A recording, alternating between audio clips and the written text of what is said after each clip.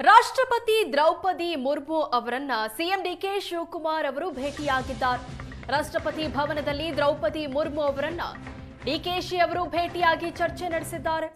CM ಆದ ಬಳಿಕ ಮೊದಲ ಬಾರಿಗೆ ದ್ರೌಪದಿ ಮುರ್ಮು ಅವರನ್ನ ಡಿಕೆ ಶಿವಕುಮಾರ್ ಭೇಟಿಯಾಗಿದ್ದಾರೆ. ರಾಷ್ಟ್ರಪತಿ ಭೇಟಿ ಬಳಿಕ ಉಪರಾಷ್ಟ್ರಪತಿ ಸಿಪಿ ರಾಧಾಕೃಷ್ಣನ್ ಅವರನ್ನ ಭೇಟಿಯಾಗ್ತಾರೆ. ಸಿಪಿ ರಾಧಾಕೃಷ್ಣನ್ ಭೇಟಿಯಾಗಿ ಸಮಾಲೋಚನೆಯನ್ನ ಸಿಎಂ ಡಿಕೆ ಶಿವಕುಮಾರ್ ಈಗಾಗಲೇ ನಡೆಸಿದ್ದಾರೆ. ನಿನ್ನೆ ಪ್ರಧಾನಿ ನರೇಂದ್ರ ಮೋದಿ ಅವರನ್ನು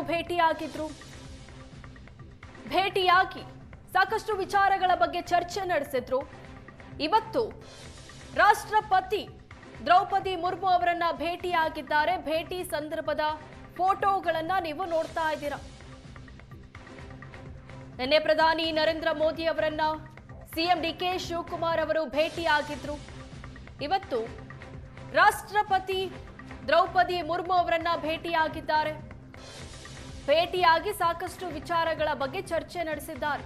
ಜೊತೆಗೆ ಉಪರಾಷ್ಟ್ರಪತಿ ಸಿಪಿ ರಾಧಾಕೃಷ್ಣನ್ ಅವರನ್ನು ಕೂಡ ಸಿಎಂ ಡಿಕೆ ಶಿವಕುಮಾರ್ ಅವರು ಭೇಟಿಯಾಗಿದ್ದಾರೆ. ಎರಡೂ ಭೇಟಿಯ ಸಂದರ್ಭದ ಫೋಟೋಗಳನ್ನ ನೀವು ಸ್ಕ್ರೀನ್ ಮೇಲೆ ನೋಡ್ತಾ ಇದ್ದೀರಾ.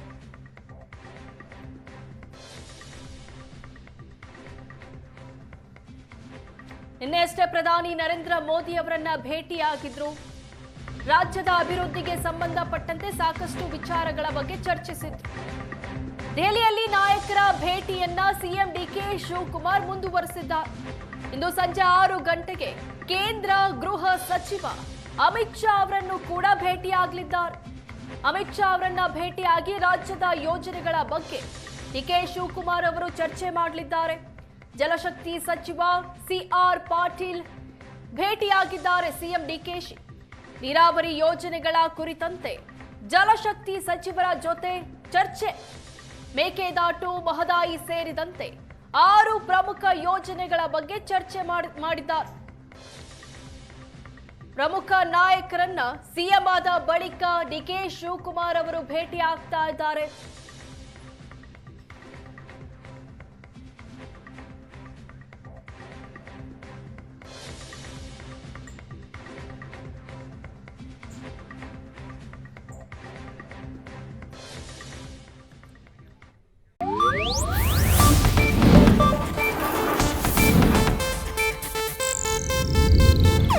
ಇದು ಏಷ್ಯಾನೆಟ್ ನ್ಯೂಸ್ ನೆಟ್ವರ್ಕ್ ಪ್ರಸ್ತುತಿ.